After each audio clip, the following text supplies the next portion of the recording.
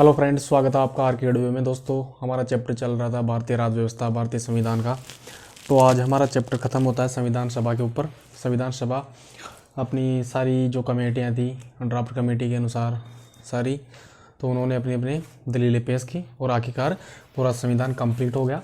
और संविधान का प्रभाव में आना, जो आज का चैप्टर है हमारा, संविधान का प्रभाव में आना और कैसे संविधान जो बन के तैयार हुआ और संविधान को जो संविधान था उसके बारे में, पारित संविधान था उसके बारे में चर्चा करेंगे और वर्तमान संविधान के बारे में चर्चा करेंगे। ठीक है दोस्तों। तो 4 नवंबर 1948, 4 नवंबर 1948, 4 नवंबर 1948 को क्या होता है, डॉक्टर भीमराव अंबेडकर ने अंतिम बार क्या होता है अपना प्रारूप पेश करते हैं। 4 नवंबर 1948 को अंतिम प्रारूप पेश करते हैं। अंतिम प्रारूप पेश करते हैं। ठीक है दोस्तों, अंतिम प्रारूप पेश करते हैं 4 नवंबर 1948 को। भाई अब मेरी नज़र में बिल्कुल संविधान है जो कंप्लीट है, आप इसको देख लो और पारित कर दो। ठीक है दोस्तों। तो 4 नवंबर 1948 को क्या होता है, डॉक्टर भीमराव अंबेडकर जो ड्राफ्ट कमेटी के अध्यक्ष थे, प्रारूप समिति के अध्यक्ष थे, उन्होंने सारा संविधान कंप्लीट करने के बाद में 4 नवंबर 1948 को उनको पेश किया उनके सामने अंतिम प्रारूप। भाई ये अब तो लास्ट फाइनल है, इसके बारे में अब और क्या करना है। ठीक है दोस्तों। तो 4 नवंबर 1948 को ही सबसे पहली बार क्या होता है, एक सबसे विशेष है, पहली बार संविधान पढ़ा जाता है। पहली बार संविधान पढ़ा गया। ठीक है दोस्तों, संविधान पढ़ा गया 4 नवंबर 1948 को ही पहली बार संविधान पढ़ा जाता है और 5 दिन इस पर चर्चा होती है। ठीक है दोस्तों, आम चर्चा यानी कि इस संविधान के प्रारूप के अंतिम प्रारूप के ऊपर चर्चाएं होती है। भाई आप इसको देखो, पूरी संविधान सभा को पेश किया गया था और 5 दिन तक इस पर क्या होती है, आम चर्चा होती है। आम चर्चा होती है कि भाई जो संविधान कंप्लीट है उसके ऊपर में क्या कमियां हैं और क्या कमियां नहीं है। ठीक है, तो ये 5 दिन चलती है, 5 दिन आम चर्चा चलती है, यानी कि 9, देखो 4 नवंबर 1948 को पेश किया गया था अंतिम प्रारूप और 9 नवंबर 1948 तक, 9 नवंबर 1948 तक को आम चर्चाएं होती हैं। ठीक है दोस्तों। अब क्या होता है, संशोधन प्रस्ताव। देखिए, जो भी कोई भी चीज़ हमेशा कंप्लीट नहीं होती। भाई संविधान सभा के अनुसार पूरा संविधान कंप्लीट था, लेकिन संविधान का जो आम विचार किया गया था उसमें मांग की गई भाई इसमें संविधान में कुछ संशोधन होना चाहिए। संशोधन किस हिसाब से होना चाहिए, पूरी भारतीय जनता को इसके बारे में अवगत कराना चाहिए और भारत की जनता से इसके कमेंट लेने चाहिए, वो इसमें क्या बदलाव चाहती है। ठीक है दोस्तों, इसी के लिए क्या होता है, संशोधन प्रस्ताव लाते हैं। अब संशोधन प्रस्ताव में क्या करते हैं, अलग अलग प्रांतों से, अलग अलग विशेषज्ञों से इनकी रिपोर्ट मांगी गई। तो इसमें क्या होता है, संशोधित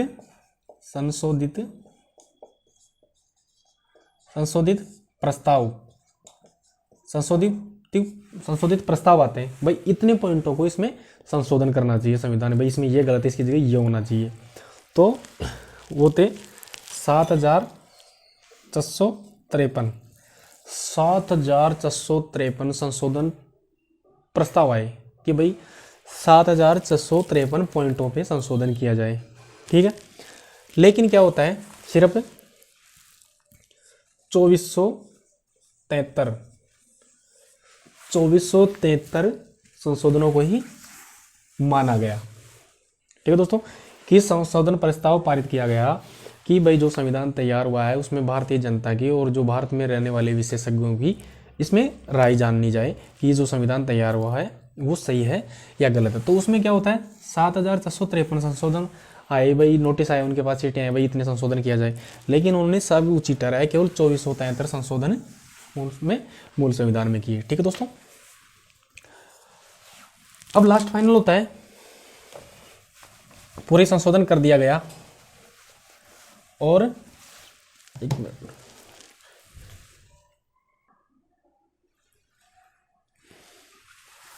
ठीक है दोस्तों, अब क्या होता है, जो लास्ट फाइनल में संविधान संशोधन का जो बिल पास किया गया था वो बिल पास हो चुका था, और जो संविधान लागू करने के लिए डॉक्टर भीमराव अंबेडकर ने एक बिल पास किया। डॉक्टर भीमराव अंबेडकर ने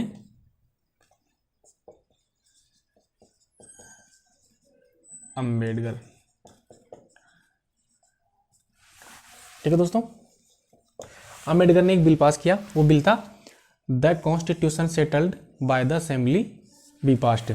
ठीक है, जो बिल पास किया था डॉक्टर भीमराव अंबेडकर ने संशोधन प्रस्ताव के बाद में, भाई तो फाइनल हो चुका है संविधान, अब इसमें कोई संशोधन नहीं किया जाएगा। ठीक है दोस्तों, तो वो था कौन सा बिल था, the constitution settled by the assembly be passed. ठीक है दोस्तों, और ये बिल कब पास कर दिया गया या कब पारित कर दिया गया, 26 नवंबर 1949। ठीक है दोस्तों, ये डेट बहुत ही इंपॉर्टेंट है। 26 जनवरी 1950 के अलावा अगर कोई डेट इंपॉर्टेंट है संविधान पारित होने पे, तो वो 26 नवंबर 1949 को, और इसी दिन क्या होता है, संविधान पारित कर दिया जाता है। 26 नवंबर 1949 को ही क्या होता है, बिल पारित कर दिया जाता है। ठीक है दोस्तों, संविधान पारित हो जाता है, इसको कहते हैं संविधान अंगीकृत में आना। संविधान अंगीकृत या पारित। ठीक है दोस्तों, एग्जाम में अंगीकृत भी आ जाता है इसके नाम पे, और पारित तो आपको पता ही है, पारित। ठीक है दोस्तों, और संविधान अंगीकृत या संविधान पारित कब होता है, 26 नवंबर 1949 को। ठीक है, अब इसमें एक पॉइंट आता है सदस्यों के हस्ताक्षर।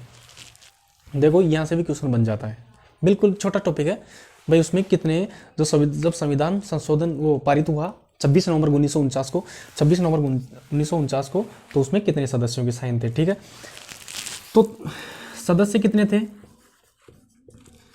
संविधान सभा में सदस्य कितने थे, 389 थे स्टार्टिंग में। मुस्लिम लीग अलग हुआ 299। ठीक है, इसमें से -90 मुस्लिम लीग में चले जाते हैं, आपको बता रहा हूँ पिछला बैक क्लासों की। ठीक है, अब 299 सदस्य उसमें संविधान सभा में बसते हैं, लेकिन क्या होता है, जिस दिन संविधान सभा में जब संविधान पारित होता है उस दिन 284 लोग ही मौजूद थे।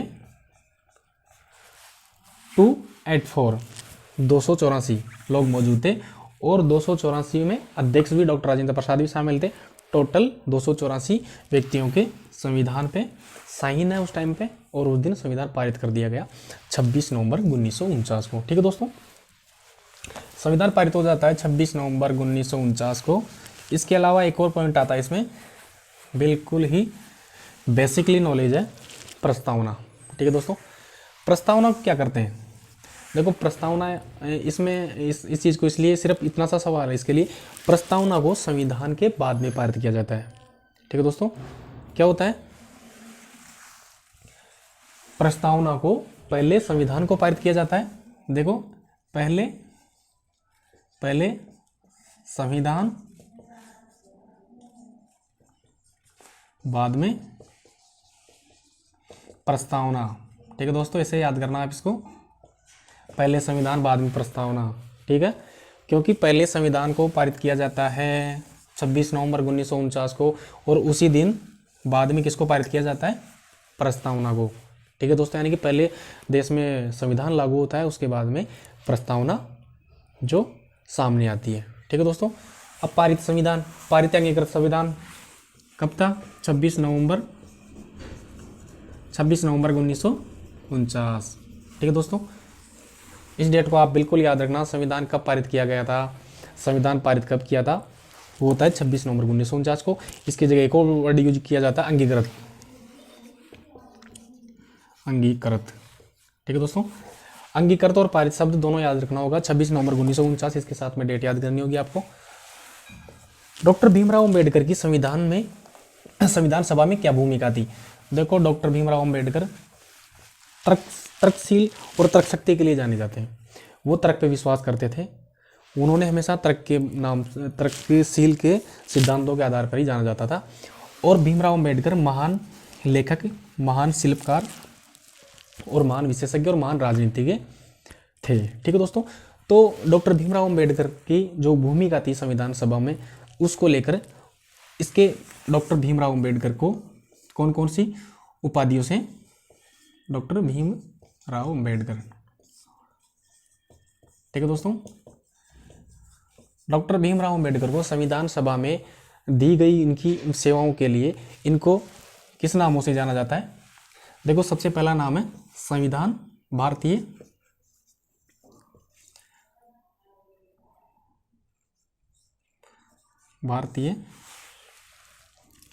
संविधान, भारतीय संविधान के पिता। ठीक है दोस्तों, भारतीय संविधान के पिता के नाम से जाने जाते हैं डॉक्टर भीमराव अंबेडकर। ठीक है, दूसरा नाम है संविधान के शिल्पकार। ठीक है दोस्तों, संविधान के शिल्पकार। और तीसरा नाम है डॉक्टर बाबा साहब का आधुनिक मनु। ठीक है दोस्तों, आधुनिक मनु। ठीक है, डॉक्टर भीमराव अंबेडकर को 3 नामों से जाना जाता है संविधान में इनकी योगदान के लिए: भारतीय संविधान के पिता, संविधान के शिल्पकार और आधुनिक मनु। ठीक है दोस्तों, अब बात आती है इसके बाद में 26 नवंबर 1949 को पूरा संविधान लागू नहीं किया गया था। ठीक है दोस्तों, 26 नवंबर 1949 को पूरा संविधान लागू नहीं हुआ था। कौन कौन से आर्टिकल इस पे 26 नवंबर 1949 को लागू हुए थे, उसके बारे में हम चर्चा करेंगे।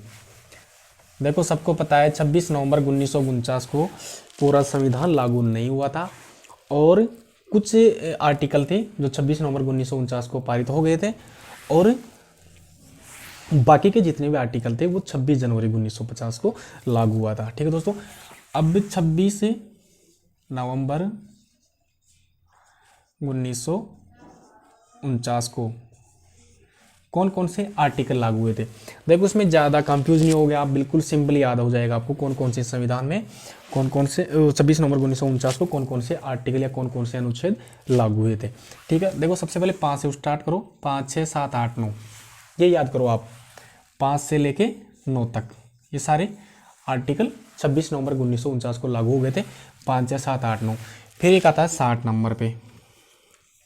ठीक है दोस्तों, फिर इसके बाद में 100 से लेके 200 के बीच में कुछ भी नहीं है। उसके बाद में 324।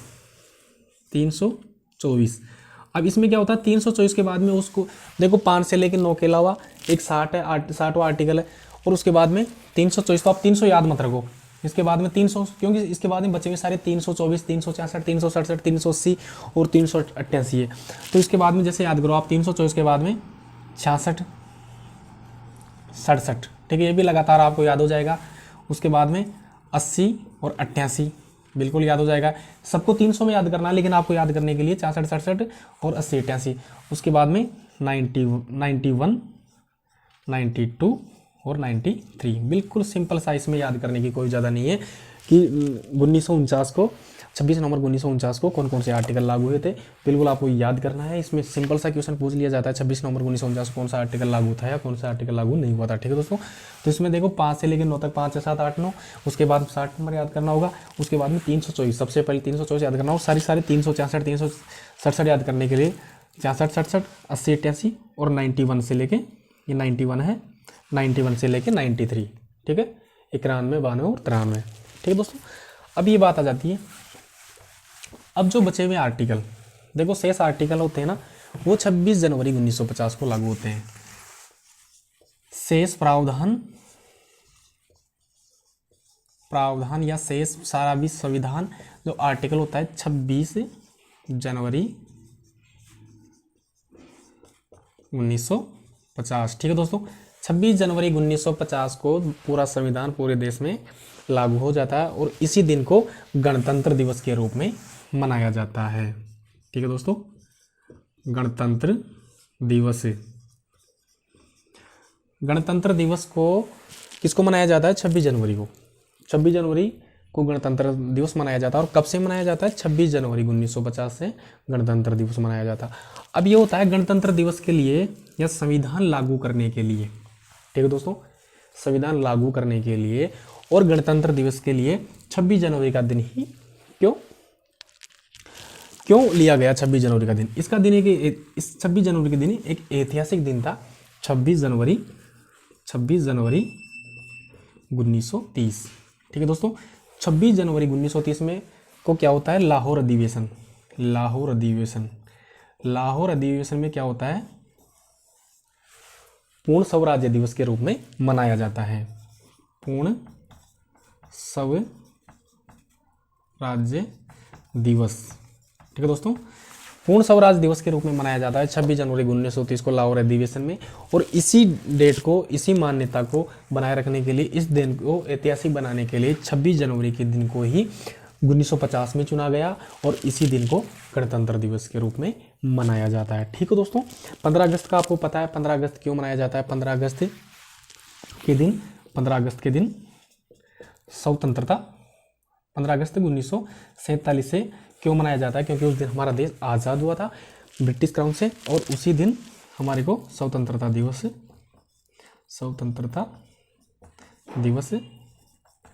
मनाया जाता है, ठीक है दोस्तों। तो स्वतंत्रता दिवस और गणतंत्र दिवस आपकी समझ में आ गया होगा। अब एक चीज़ होती है, एक चीज़ इसमें जोड़ लेते हैं कि जब संविधान पारित हुआ था तो उसमें कौन कौन से आर्टिकल कितनी संख्या में थे, कौन कितने, यानी कि सारा मटेरियल इतने दिनों में बनकर तैयार हुआ, उसमें क्या क्या थे। देखो संविधान निर्माण में कितने दिन लगे थे? संविधान निर्माण में 2 वर्ष 11 माह और 18 दिन। बिल्कुल आपको याद होगा, ये तो सिंपल सा ही सवाल है। 2 वर्ष 11 माह 18 दिन इसका समय लगा था, ठीक है दोस्तों। इसका मेन पॉइंट अपना ये नहीं है कितना समय लगा था, हमारा मतलब है ये पारित के समय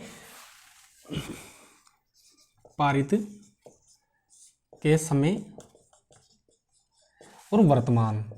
देखो इसमें क्या होता है, पारित के समय संविधान में क्या क्या थे, इसमें अनुच्छेद कितने थे, ठीक है दोस्तों। 3 चीज होती है संविधान में, अनुच्छेद, अनुसूचियां,